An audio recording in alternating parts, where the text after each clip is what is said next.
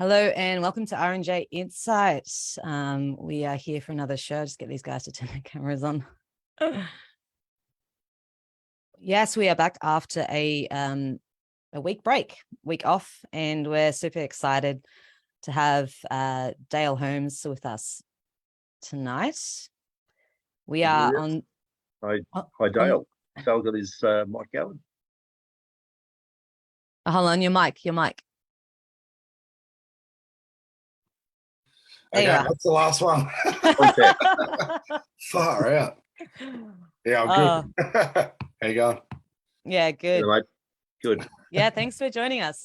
So yeah, how are you? Where are you at the moment? Because I know you've been traveling around Australia. So yeah, I'm good. In the night I saw you in Woodend. I got a really bad like ear infection or something. It took me till like 2 days ago till it just popped. oh wow. Yeah. But I'm in Northern Rivers at the moment. I actually got acupuncture done. On it like a week ago. And it's swelled right up, and it was all So yeah, I'm good. Watched the grand final yesterday. That was an absolute fizzer. I've stopped watching the football ages ago. It's I found that every time I would watch a game, because I used to barrack for the Bombers, I just get so angry. It'd make me so angry. I don't know why. I just couldn't do it. So I stopped watching it altogether. I'm completely withdrawn from it now. I used to love my football, but I've probably watched about 15 games in the last 4 years. I just completely lost interest.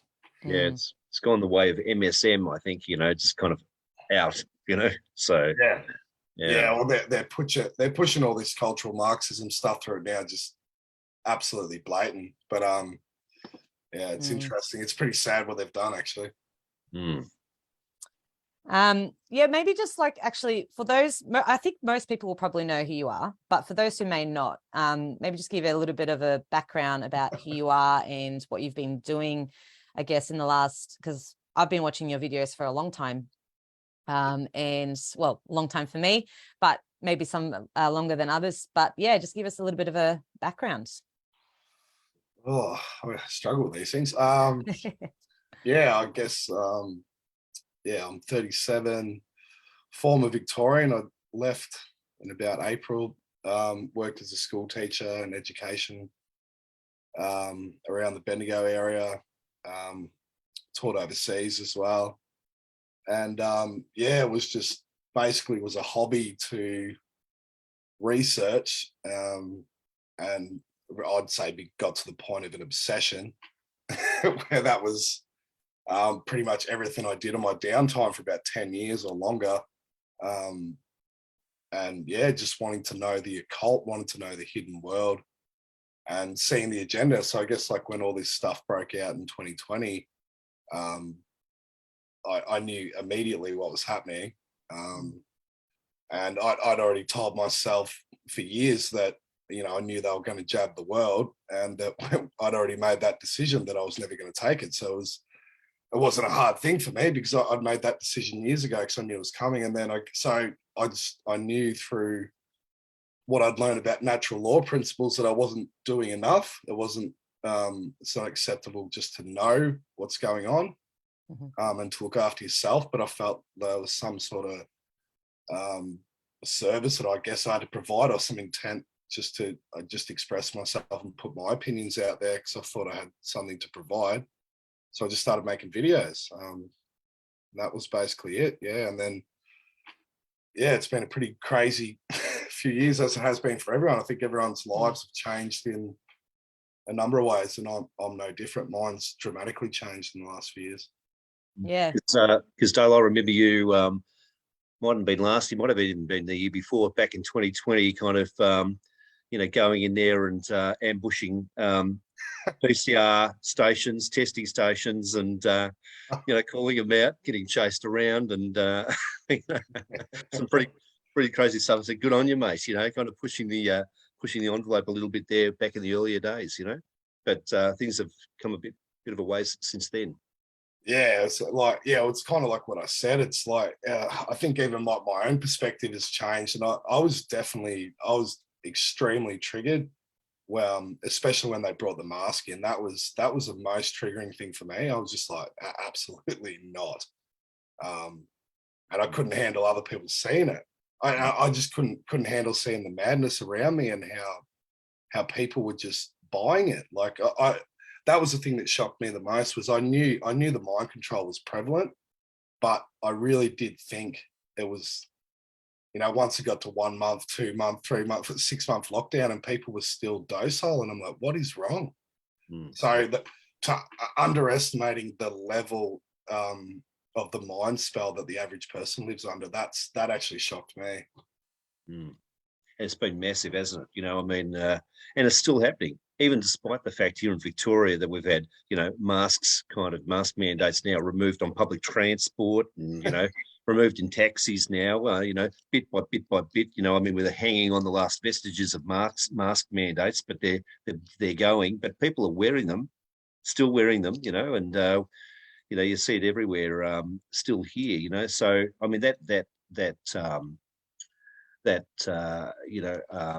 psychological trauma, is really embedded itself, MSM, has got a lot to do with that, obviously. Yeah. They are, like, I was just having this conversation with my dad yesterday. They still are the number one problem, and have always been the number one problem. It's not the elites. It's not the so-called elites. It's and this is natural law principles too. It's because you got the order giver and the order follower, and who is more culpable?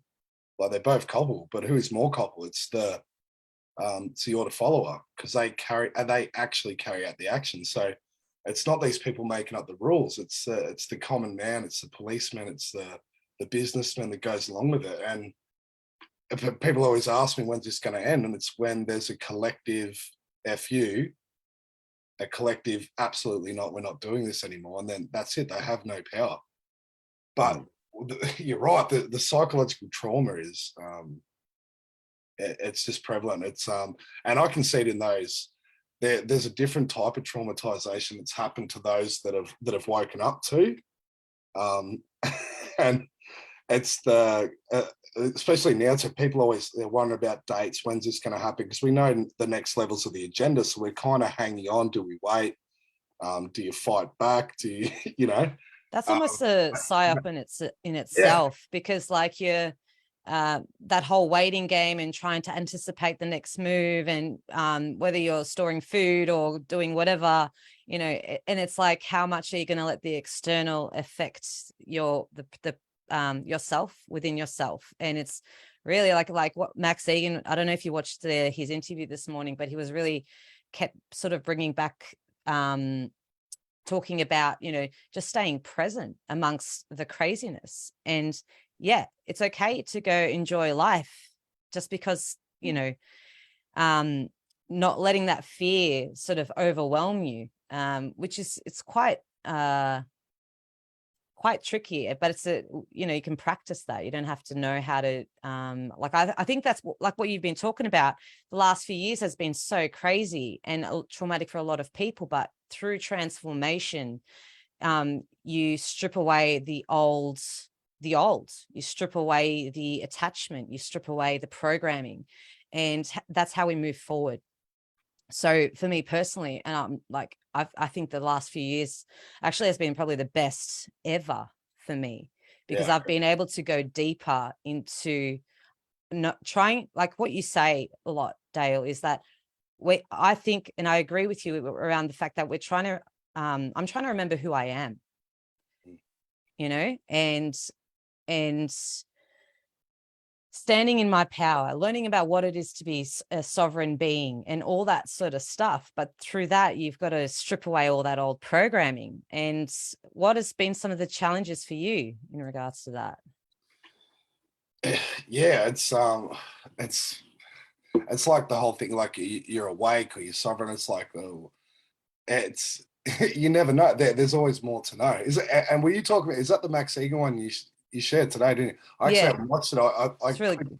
Yeah, I made sure I sent it to my inbox so I remember to watch it. But look, Max has always been pretty bang on too when it gets to the deeper stuff. Like especially he presents a lot of the information that's coming out now about. But I've always resonated with his core message around the deeper stuff. But yeah, like I think I've been stripped away of programming myself the last few years. The big one for me was like this embedded scarcity program, which is it goes into a lot of why people were behaving and acquiescing to a lot of these rules is because it was scarcity programming. That if I lose my job, what am I going to do? Like most people I know that didn't want to take it, they took it because scarcity programming, the fear that I won't have enough. And everyone I know that didn't take it, they all moved on and done better things. And that's kind of how you're rewarded, either in the short term and the long term, when you follow you follow your own free will, and what that is you're acting out of sovereignty. And I think this whole process and why we incarnate here is to learn sovereignty. That's which is basically to remember who you are, which means you're infinite. So, if you take the easy way out or you cow it out, that's not sovereignty. That's saying that something else has power over you, that something else is controlling your destiny. And it's like, no, you're sovereign. And like that's even the talk I gave that night at Wood End. I was talking a lot about spiritual sovereignty, and that if you're going into other realms and stuff, that no other being has control over you too. And that we have like a worshipping complex as well too, that you should look at yourself with the creator as one with the creator. It's an aspect, you're an aspect of it, that you don't worship. So I think that's what it's all about, is to learn what sovereignty is. And I think that's why we're here. Look at the stepping back with the scarcity programming. Often it takes, a sequence of experiences and debatably some harsh experience to kind of get to that kind of mind space where you go, I don't need that stuff, or I can let go of that stuff and I'll be okay, right? But it takes a kind of like like a harsh life lesson to kind of really impact that and go snap out of it. Bam, I don't need this, And is that maybe something we're going through right now? I think that's happening on a collective scale. And this is what I was thinking about the other day too, and I've been thinking about a lot, is do you have to suffer to progress? Is because they've got this Phoenix Rising order out of chaos. That's the dark occult's method of change, to change their world. But it's also used, in certain spiritual circles, that you hit the rock bottom, you have the dark night of the soul, and you progress. But do you have to do that to learn the lesson?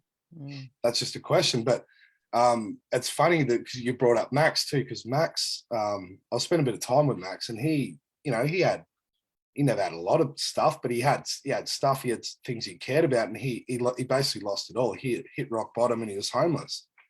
And if you ever seen a man like him, he just lives simple. He just wants his food, his shelter, and he wants the truth. That's basically his life. And I guess people that have lost everything appreciate what they've got more, don't they? So if you think of that on a collective scale, when this financial collapse does hit, it's going to hit. Some people are going to be people that have lived their whole lives for retirement, that have put money into superannuation, and it's gone in the blink of an eyelid. But when that happens on a collective scale, you're going to have, that's a mass traumatic event. But then the bigger the trauma, the bigger the growth too. So That's it. it's just a matter of who overrides that system of when that comes up to what the new system built in is, because that's like the chaos theory with the avalanche is that it all in science, it always builds a higher complex system. So when the avalanche collapses, it looks chaotic, but then it forms into a higher complex system. So it's just a matter of Yeah. how long the avalanche, how big the avalanche is and how long it is, how long it goes for. Like, because you were saying, like, you've talked a lot about the dystopian new world order versus the utopian new world order. And I think both have a big agenda. Like, I hear a lot of people talking about, the World Economic Forum and all this financial stuff. And I guess I feel like it's game over for them anyway. Yeah. But what's the next, what is it about the utopian, I guess, agenda that you've sort of looked into? Because I'm a bit more curious about that. It's a pretty complex thing, but I can try and summarize it. But yeah. So look, as far as what I'm seeing, like we've studied what the agenda was for so long. They didn't go this far in the game to have Joe Biden or whatever the hell that is running around there just looking absolutely ridiculous, trying to push through the transhumanism and transgender agenda as rapidly quick as they have. And I think a lot of this has been thwarted by timelines, and it's been done for a long time. Even if you go back to when the Syrian war started, it was supposed to be a ground invasion within 2 weeks, and it went on for 6 years and they never got troops in there. And that was largely to do with Putin. He basically stopped it. He put the Russian troops in that supported the Syrian army. But there's been many cases of that that have happened over a long period of time, that every time something's thwarted, it just pushes the timeline back to when now they're just cramming it all within the space of 4 years. That should have really taken decades. super compressed, isn't it? Yeah. Like, So, and it's really making it obvious, Yeah, and it's triggering awakening, and we saw that with the start of the pandemic. That that's what a lot of people are waking up, going, "Oh my God, what's wrong with the world? Why won't people wake up?" I'm like, "This is the greatest thing ever! Like, everyone's waking up. This is great." So, look, I think we're going to see every aspect of the dystopian new world order play out to a degree, and we're going to be shown that. But it's all about, there's another overriding entity that, if you want to call it, within the universe, because it's dark and light. That's how the universe forms. It's through vibration. It's light. So it plays out, if you look at it as a problem reaction solution scenario, to give you the negative to thought you to the positive. But it goes back to sovereignty again. When the positive side of the agenda comes in, are you sovereign, or are you giving your power away over to that? And I think it's more to do with the awe and wonder of the technology that's going to come in. So even if, and I shouldn't even say if, but when these the old world Satanist guard and the old industrialists are taken down, that's what we've got to look at is are they forming a new religion based around worship? And I think it will be aspects of what we call the new age now. And then there's also the ET element, but I don't know if you want to go into that. I don't mind. It's the ET. Yeah, well, it's all going to be about belief systems. I think that the greatest battle that's going to occur in the next decade is all going to be to do with belief systems. And I think we're going to be shown they're going to distort reality so weird in the next 2 years that, and you're seeing this happening now with a lot of the new Tartarian stuff that's coming out, the simulation theory, lots of flat earth sort of stuff. And I think all of them have core truths in there, but there's these elaborate paths and subgroups to all these things that they can do a lot of stuff in the sky to make people's reality is going to be, I don't know, it's just going to be interesting. But yeah, you just think of it as problem reaction solution in a long-term game, but then you're talking about entities that can replicate entire realities. And if you look, I know you guys have covered the transgender stuff too, and it's all about creating human 2.0 at the highest level. And that is an artificial intelligence entity, which I believe is a centralized entity within the universe. It's not the creator itself, but has the ability to replicate realities. And I think now we get to a point where the souls in here are starting to wake up to what this is, and then it will replicate another reality override on top of it. So like a matrix within a matrix, and keeping us further entrapped in this reality. Yeah. Yeah. Okay. Yeah. Yeah, and it just can't. Well, you can even, especially, so if you look at there's a guy, Dr. Graham Downey, who's done a lot of good interviews on this, and he speaks a lot about transhumanism and the connection with autism as well too. And I think autism, this is going on Facebook, isn't it? Yeah. I won't say. I think it is a designer, a designer disorder. I think it's not an accident. And because it attacks the frontal lobe, which is the mammalian side, it's the perfect, and I don't want to be disrespectful when anyone's got autistic kids, and I've taught mostly autistic kids because I've done special ed, so I've taught them forever and they're great. But there is a way in their thinking, and they don't have a lot of peripheral thinking, and they're great workers, and they're great with IT, great with technology. And then so now you're starting to see with the transgender sort of stuff, a lot of these kids are autistic too, and they can be shifted and molded in that because they haven't got this proper access to the frontal lobe. I wouldn't say robotic thinking, but you know how autistic kids are. I'm trying to think of the word, but so I think thinking. Yeah, I think they've and they get very fixated on certain things, but they love tech. And so what I've seen is, I believe they've created decades of what we see as ASD, and now they're starting to put in with the new jabs. It's all about merging that with the human tech, with the technology, which is going into, and then these kids are starting, especially a lot of the autistic kids are starting to come up and say that they're transgender. So I just, it's they're trying to mold. They don't want to kill everyone, but they want to mold this human 2.0. And I think that is the autistic population that they want. Do you reckon they're still wanting to keep some of the population because they still need to harvest energy? Is that probably the only reason, or? Yeah, well, they do. Yeah, absolutely. But a lot of the energy harvesting too, if you want to, like, some of the crazy stuff is coming from, like, is being loosed by, like demonic or reptilian sort of beings and that too. But even there's people like Emery Smith that have done autopsies on reptilians, if you believe that. And he spoke about it years ago, saying that he did find graphene. They were predominantly graphene beings.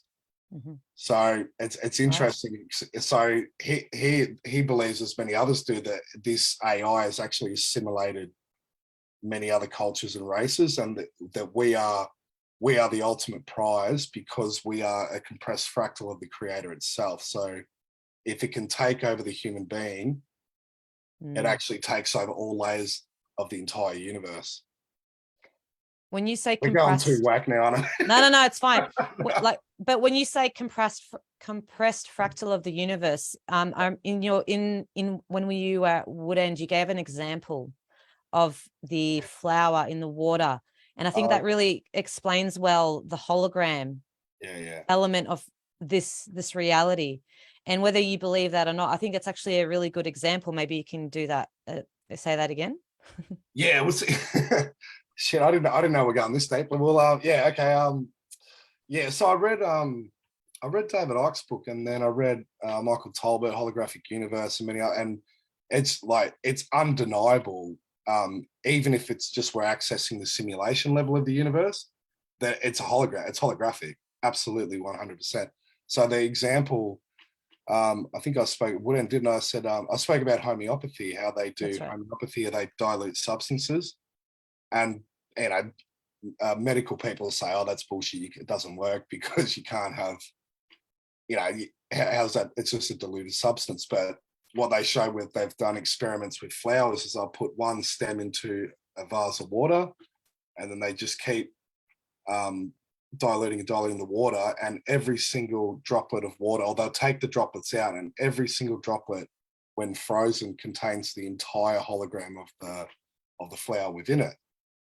And that is the makeup of the universe. It's holographic. Even when you go quantum physics, it shows that with the size of the nucleus within the atom it's basically hollow space. And that we're basically here experiencing itself. But you'll see fractals all throughout the universe, like even the eyeball, right? It's perfect. It's got the black hole, it's a galaxy.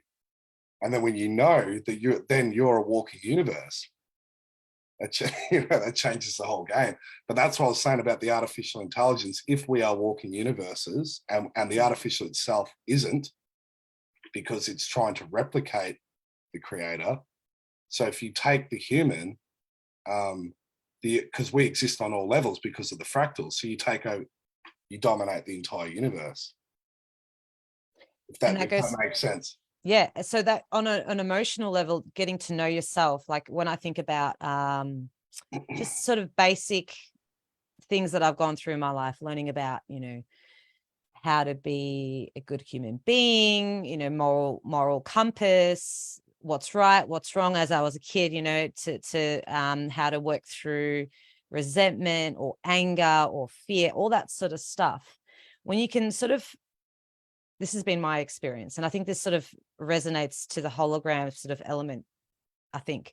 But my thoughts around that is that if you can understand and know yourself, I think when you experience the external world and you see things play out in the external world, you sort of get a better an understanding of what's happening and why it's happening.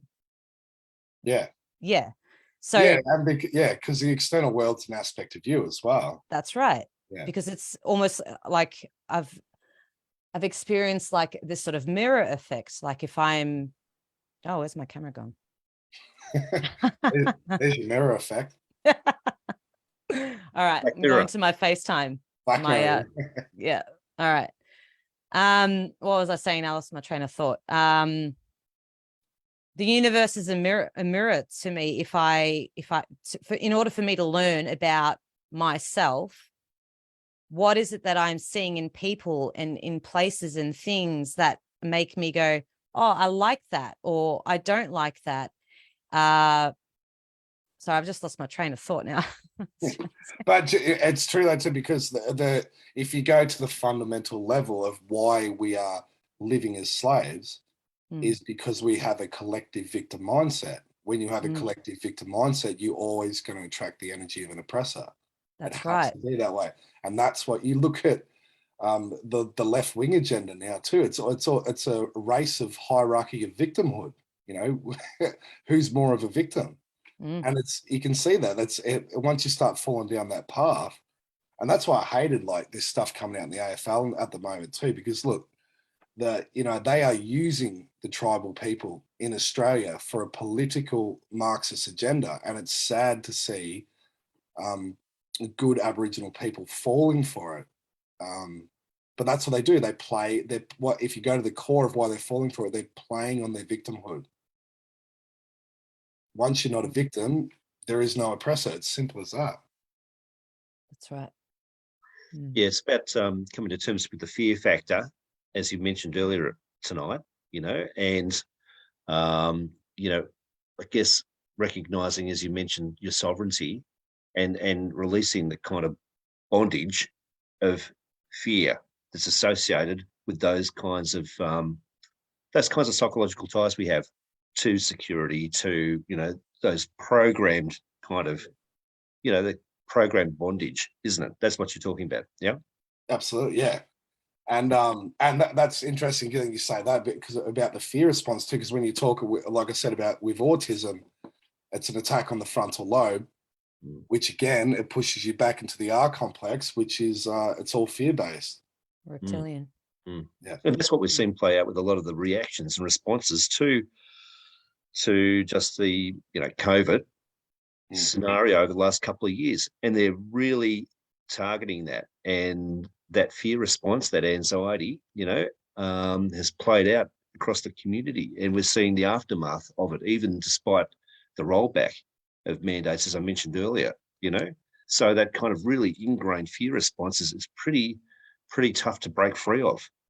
Yeah, and I think people they've kind of forgotten like what morality and stuff and when I was watching that one of that event you guys went to in Melbourne that Gareth Ike ended up interviewing you over, and it's like they're good people there. Like it's hard to say the word, but it's they're not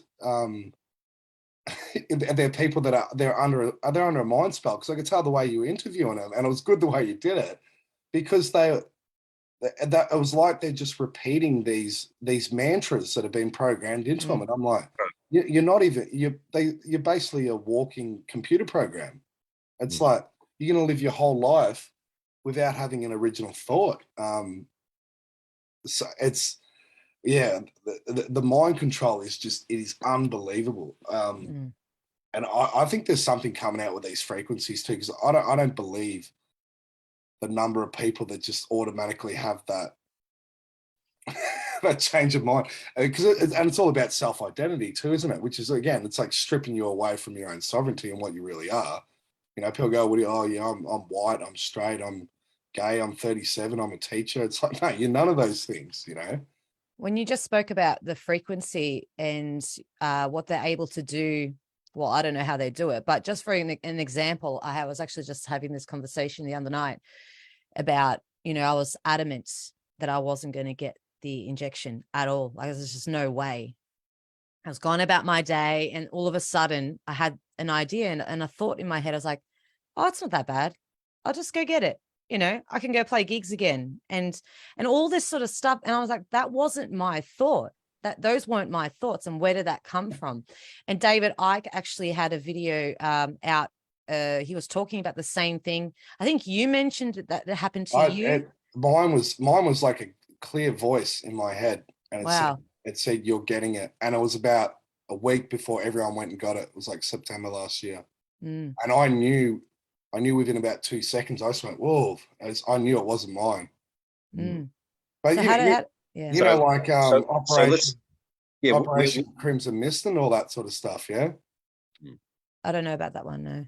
So that was in Rwanda, in the genocide that happened there. They sent over a lot of different CIA assets and stuff to get the tribes to come together and have these communication. They basically riled them up, these CIA assets, and then they flew over these choppers and they beamed after they angered up the group. And that's the first point. They had to get the people into fear.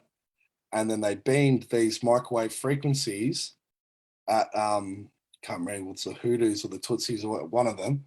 And they basically went from anger to enraged, slaughtering the other people. And that was done through microwave frequencies. And that's been, those documents have been released, declassified as well too. So that's proven. But the key thing was they had to get the people into fear, and the frequencies don't work unless you're already in a fear response state. So that's good to know, because you think how easily they could do that with coming events that happen, right? And then that's right. And this was in 92, 93. So think about what they can do now. So where are the frequencies coming from? Well, satellites, your towers, your smart meters in your house, everything, your phone.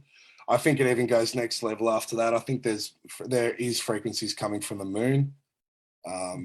But yeah, it just depends on what level. But yeah, but look, that's military grade weaponry, and I know you probably would have heard of like targeted individuals and stuff like that. I've spoken to a lot of them. I've spoken to a lot of people have had their teeth blown out at night just through frequencies. So it is scary what they. So anyway, yeah, getting to the point that you don't think you can beam a frequency and someone wakes up in the morning and thinks they're the different sex. That's child's play for what this technology can do, and you think of someone like Bruce Jenner, right? Did he always want to be, don't know Bruce Jenner? Come on. He was voted Woman of the Year or something. He's like Kim Kardashian's stepdad. Yeah. I don't watch that. Yeah. Yeah, well, he was when it was actually part of the ritual when he was one of the first big celebrities to come out as trans. And he's a huge celebrity, one of the biggest in the world. So when he did that, anyway, so yeah, who's to Mm. say they can't do that? Mm. Well, they can. Who's to say they haven't? That's it. Mm. I'd like to change the topic, if that's okay. Get off that, get off that. Because I've got a couple questions around. I don't know if you're okay to talk about it or not, but you interviewed Laura, Gracie Hughes' mum, a little while back, and I was wondering if you had any sort of updates, or perhaps first, that's the first question, if you had any updates about that. I was supposed to ring her back. I tried ringing her. I didn't get onto her today, so I don't know if I got permission. But she's got a few court cases coming up. I think she's got 3, and she's been getting some support. It's been pretty hard for her. She's had a lot of people come in and out. She doesn't know who to trust.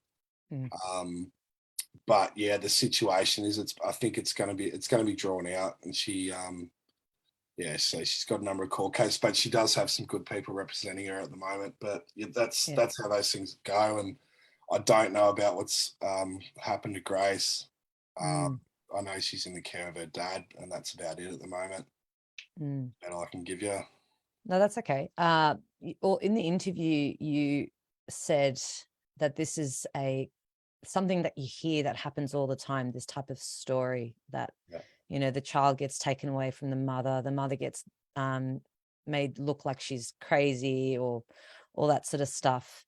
Do you find that this sort of stuff tends to be linked to these pedophile rings, or is it because maybe you can sort of shine like a light on that a little bit, or elaborate on what you meant? You mean like the cover up, is it? Yeah, cover. Yeah. Yeah, well, it's kind of like when you're hitting the criminal network, then when there's a hierarchy within the pedophile network too, and then you get into the satanic network, and they filter in and work and got their tentacles in through everything, right?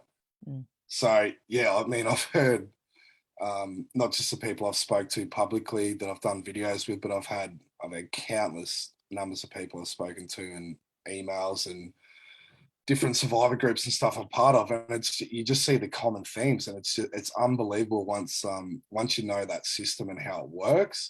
And look, I'm not an expert on it, but I've spoken to a lot of people that are, and it's the same people every time, and it shows you, and we should know from the outbreak of the pandemic and how coordinated, in lockstep it happened. That shows you how interconnected this web is, and that's what's happened over a long period of time. It's just a centralized force, but it's got its agents everywhere, and that tells you how big of an operation is to end this. We're talking about, get rid of Dan Andrews. It's so much bigger than that.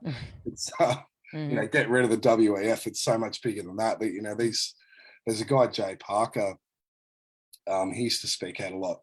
He was a abuse survivor from America, and he lived in a town that he said was 95% dark cult, and it was a small country town, and there's a number of these they set up as like little intelligence agency little townships. But he says he reckons it's about he says anywhere between 5% of 5 to 10% of Americans are dark cult. And they put out, there's a new documentary this year, and I said one in every 300 people practices some form of Satanism. Incredible. So that's like, think of small communities and stuff. It's like, that's such a large number. But then you start to walk down the street and you're like, oh, who's a Satanist, who's a pedophile? And you don't want to live in that world either. But it shows you, like, when you see the system, and when you start to see firsthand, as I've seen a few times, where things just get thwarted, and you're like, how did that happen? Like, why didn't that go any further? And then you start to understand how the network works. Because you said that you worked what was it? You worked with kids that, obviously, I know you worked in education, but also you saw the system of... Yeah, I had a lot to do with child protection. That's right. Yeah, so I actually... I worked, so I ended up becoming a education specialist near the end, and we basically did tutoring and worked in a lot of schools with small groups and stuff for kids, just kids in care. So I used to teach in care homes, foster care, residential care units, schools. So like we had meetings with child protection. I've heard all the stories. I've heard kids told me about their own abuse, abuse by foster carers, abuse by other kids in the residential care systems, and seeing some of the actions of child protection. Give us an example, if you can. Oh, because this is Australia, right? Yeah, I'm not naming my employer, but yeah, like I've had child protection workers come to me and say, we're going to remove this child, and the child would be in kinship care, which is basically they take you away from your parent, they put you into care with, your grandmother or, whoever's the responsible adult in your life. And I saw this a couple of times that kids were in absolutely no harm, being looked after, and child protection basically wanted to get rid of them for small things such as, the kids' attendance at school wasn't good enough.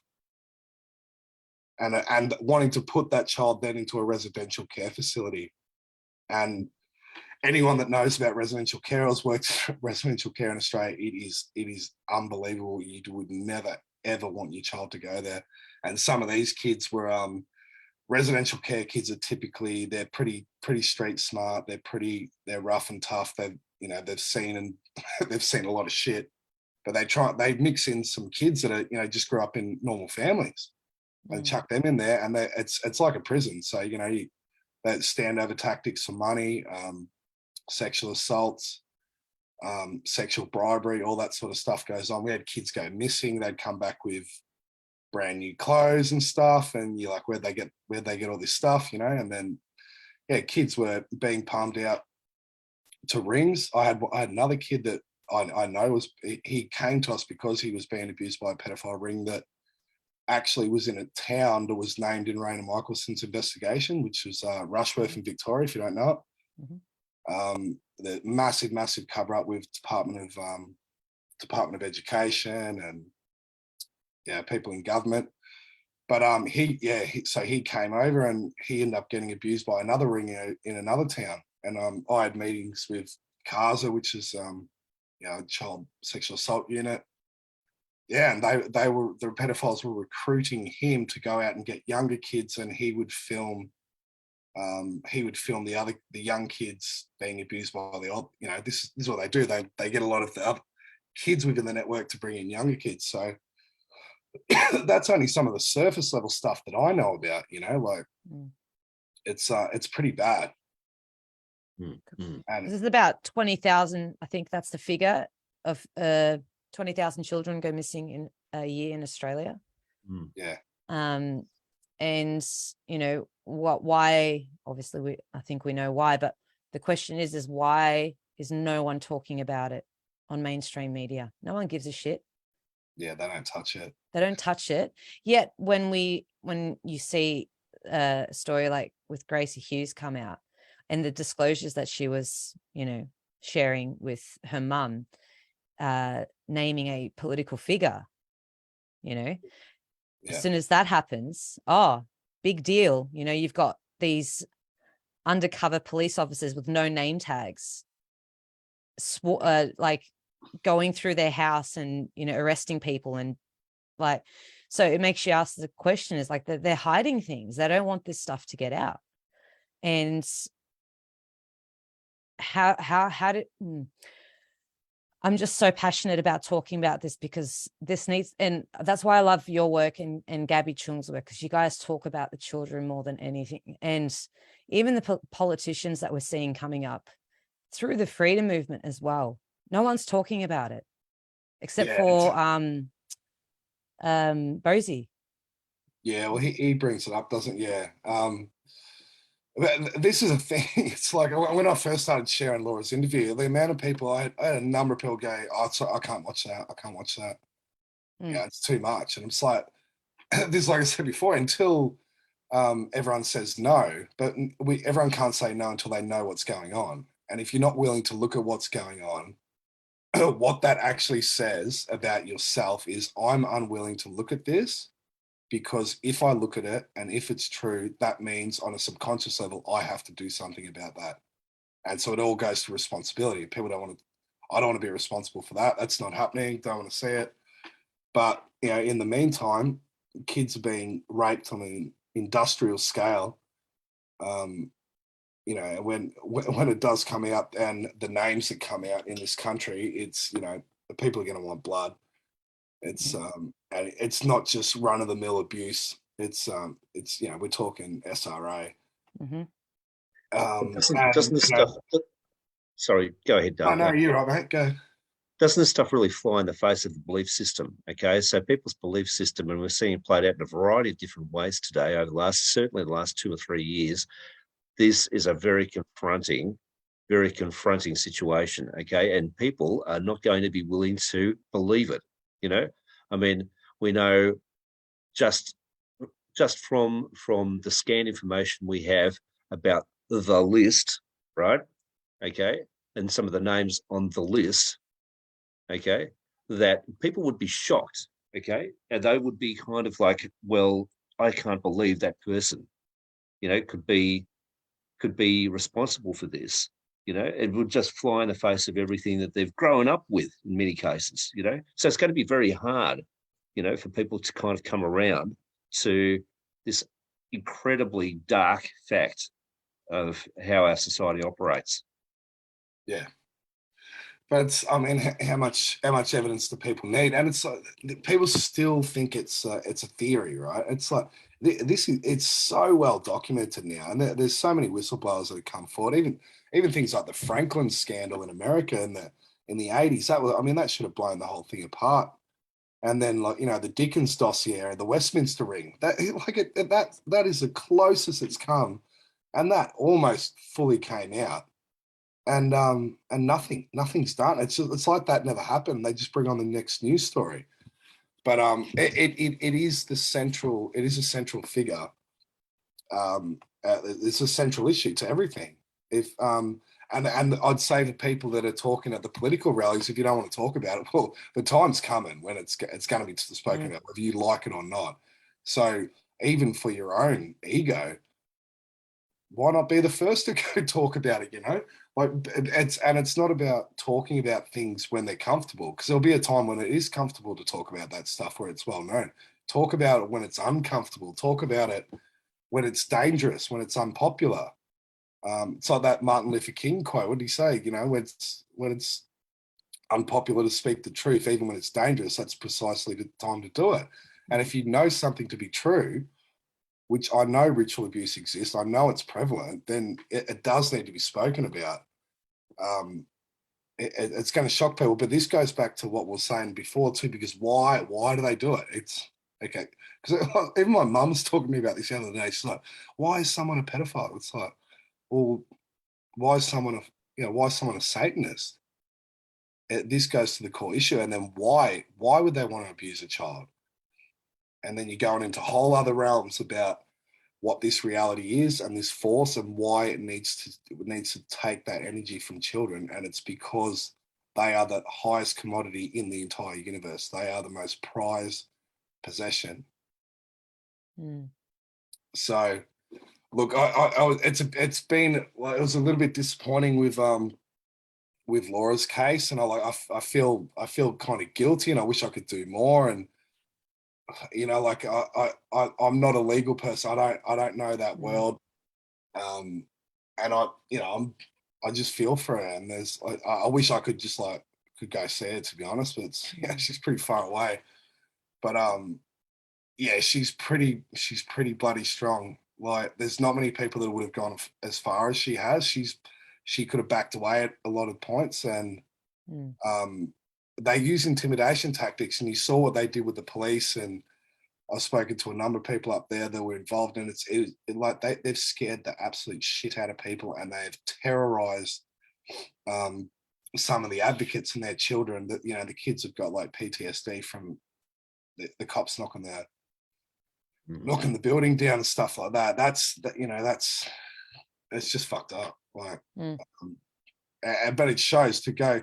Have you ever seen a nationwide hunt for one child? Like, When have we seen that? I know. Mm. Well, they raided your van. You. It Like, was yeah, it was just mental. But yeah, it just even the demeanor of the cops when they did it was like I said to one of the cops, I said, "What are you doing, mate? mm, Like, what are you doing?" Mm. I said, you guys think you're sitting pretty, like you're not. I said, you're gonna have to make a choice, and you better do it. Like you're better off doing it now. And one of them, he was just smug, just staring at me the whole time. They're going through my van, throwing my shit around. Mm. Yeah, it's you know, like the next day, I went down. I said, I'm getting out of the territory. I just got to get out of this jurisdiction. Like mm. I didn't feel safe there. And then I got to South Australia, I read the news article the next day, and they're like, we believe the child may have gone into state. I'm like, well, that's fucking like, yeah, I reckon they do stuff like that too. Do you know what I mean? Like that was like another intimidation tactic. But they knew where she was the whole time. I have no doubt. Yeah. Mm. But that's the other thing too, because Grace she's one kid. Yeah. And I guess she's one kid that we could put a name and a face to, but you know, there's so many. There's so many. Mm. Mm. Yeah. It's a real collective effort, and it's just got to keep talking about it, and just hopefully people do take that sort of initiative to look at it and perhaps try and do something about it. Because what you mentioned at the start of the show, that and around responsibility and how this is all around linked to natural law. Yeah. You know, that once you know something, it's not enough just to know something. You actually have to take some action. Or if you don't, then you're going to be in some sort of internal conflict. Like Mark Passio talks about it a lot. And yeah, his natural law podcasts and his video are really, really great. They're long, but they're good. He really like it, to be honest, that was the reason I started doing videos. It was like, Same here. It was Passio. It was like, but like what a service that guy's provided, because I remember listening to him like 10 years ago, and he used to say, oh, people writing him emails going, thanks, Mark, I love what you've done. And he's like, I don't want your bullshit. He goes, I want to know what you've done.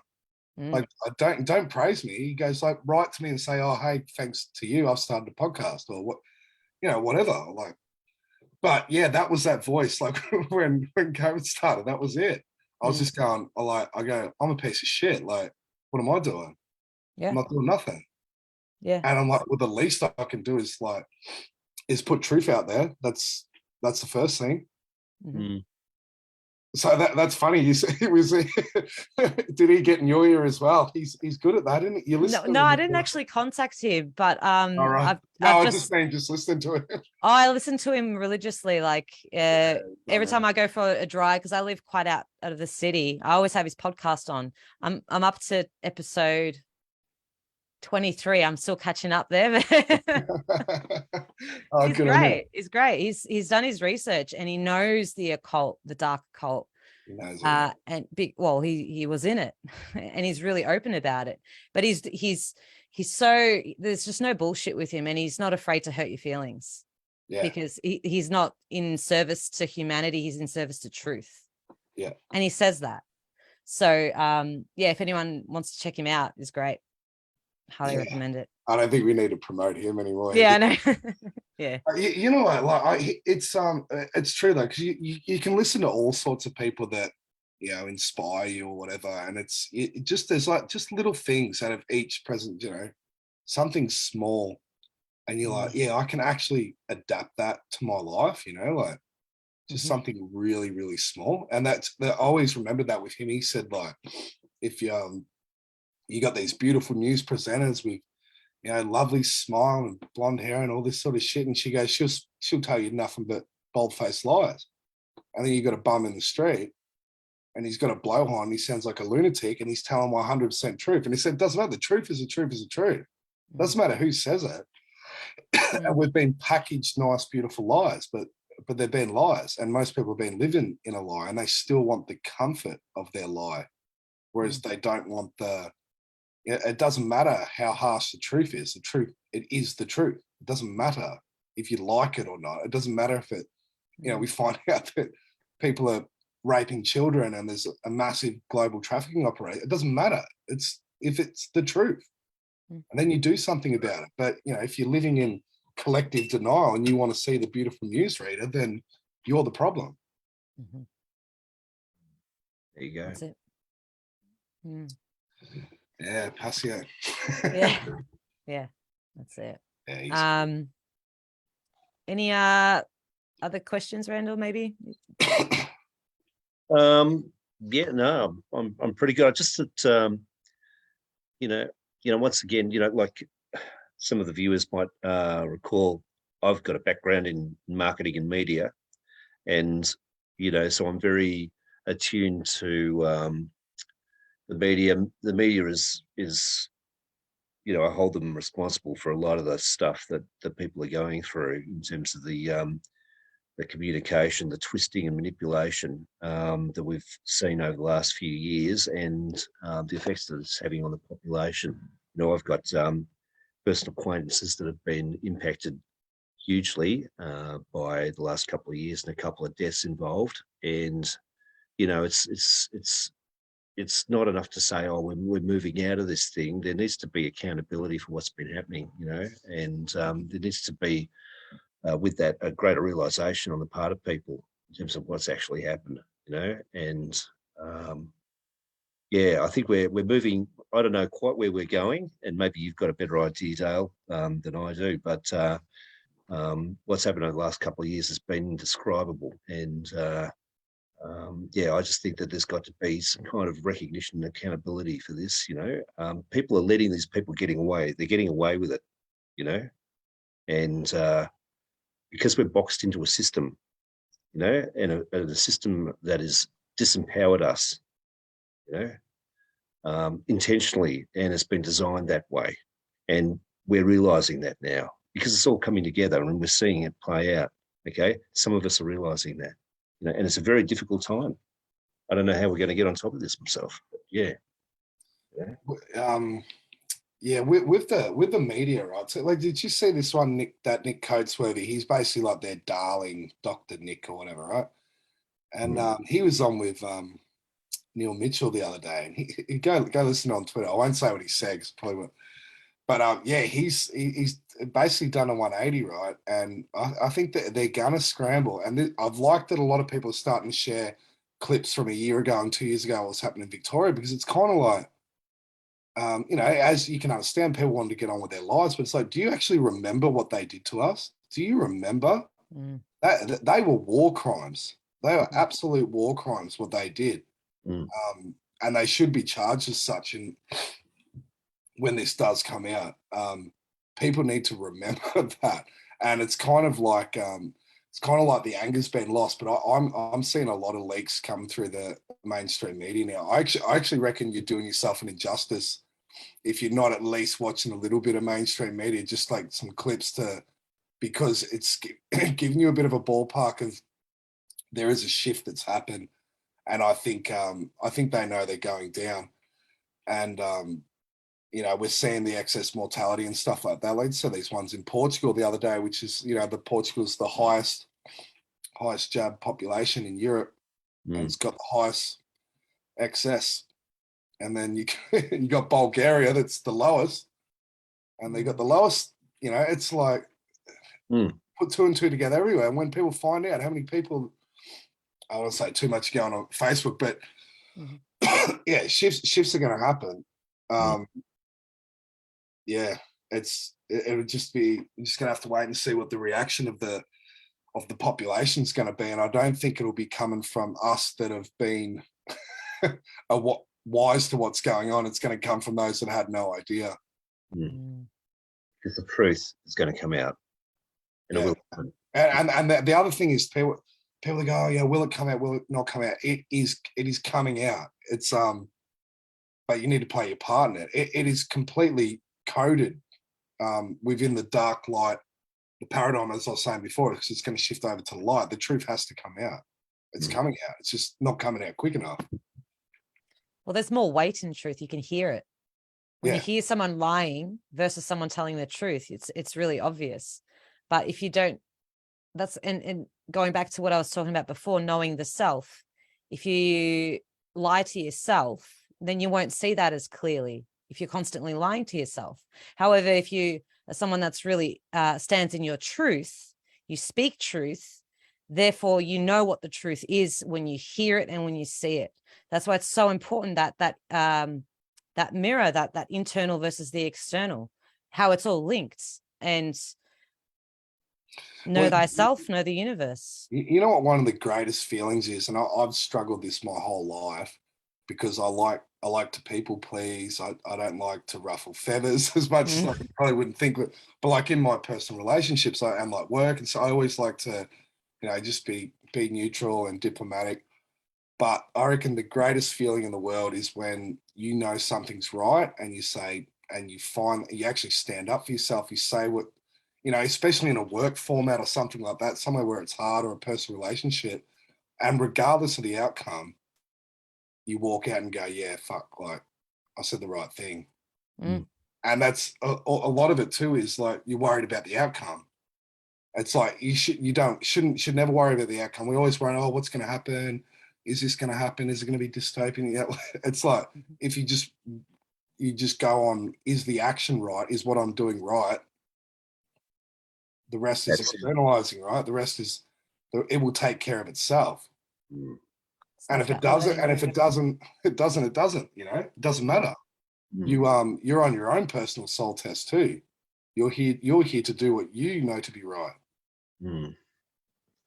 That's right. There's also letting go of the control, because you can't control the future. You can't. And that's a part of myself. Okay, so if I can't control the future, I have to be okay with that within myself. Am I someone that is controlling? So that's that same thing again. It's like whatever we feel inside about ourselves around different issues is a representation of what we experience in the world around us, in our reality that we create. So working on the shadow self, because we all have it. Yeah.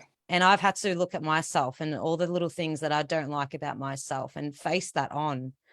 And I still got some things, it's not like it's done and dusted. Yep. Complete. Those things come up, and it's a constant work in progress, and it's just being mindful. But if we're present, which is really, it's challenging just to stay present all the time. But the more you practice presence. Yeah. But looking at the shadow self. Yeah, absolutely. It's and everyone's is different. Mine, for like me, like saying no to authoritarian figures, fuck that. Like, that's easy. I have no problem with that. I don't like being told what to do. It's for me, it's like personal relationships, but it's like it's different with everyone, right? But that's it. Yeah, the time's going to come when people have to say no. That's it. That's how the Matrix ends in the movie. That's how it ends. It's when he stops the bullets. He just says no. That's it. That's all it is. They got no power, and with that, with what is no? No is you lose the victim mindset. Oppressor gone. Simple. But that's so many levels of no. Like that's not just saying no on everything. It's not just saying no to the jab. It's saying no to all the minute little things that are within yourself that you don't like. For example, if you don't want to speak up for yourself, right? To honor that feeling that you have inside, or the intuitive feeling that you've had about something, anything. It's standing up and saying something about it, or maybe not saying something and keeping your mouth like it depends. Every individual is different, right? So, but no, there's so many levels to it, and there's so many layers to it, and it's all about, for me, it's been the unprogramming of, since I've been sort of waking up to everything. It's just trying to unprogram myself, because I've just been so indoctrinated throughout my life with the education, so it's work. I've got to work at it. Sticking with your convictions, if you've got convictions, if you're living you're living the truth. I won't say your truth, because there's the truth and there's just the truth, right? So it's about being honest with that, isn't it? Being honest with that and having those convictions, and not letting yourself not letting yourself go to that space where you are going to be influenced by, other people. What are they thinking of me? What's their opinion? How am I coming across to other people in the sense that, am I being a kind of a person that they will, kind of accept? Just stick with your conviction. If you're the truth, if you are doing the truth, then that is it, right? Be honest. Yeah. Hmm. But it's the same thing too. If you can't demand our politicians to tell the truth, or I want a world of truth. If you're not telling the truth to yourself, you can't demand that of others. Yeah, that's right. Hmm. Yeah. One reason why I got out of advertising. You're what did Bill Hicks say about marketers? He goes, anyone here in marketing or advertising, kill yourself. And he's like, no, I'm serious. Kill. And he's like, oh, all the marketers in the room going, oh, that's a good market. I like the taste. Yeah, great. Have you seen that? I haven't seen it, no. Oh, I got to say, it's brilliant. Bill Hicks. All right. All right. Well, Dale, I reckon we'll wrap it up there. It's just been over an hour, and just want to say, thanks so much for taking the time out of your evening and coming onto the show. No worries. Thanks for having me. And it's an absolute privilege to have you here. I've loved your work, and you've really helped me get some courage to start doing this show and making videos as well. You guys are doing awesome too. So thanks. Thanks, Dale. Good to have you on, mate. No worries. Thanks, guys.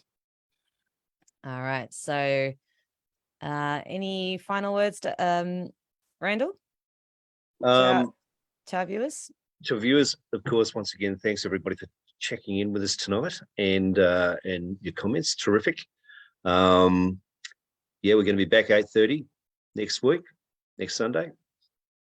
Stay tuned. Share it around, guys. Share this out there. Cool. All right. Thanks, guys. Thanks, guys.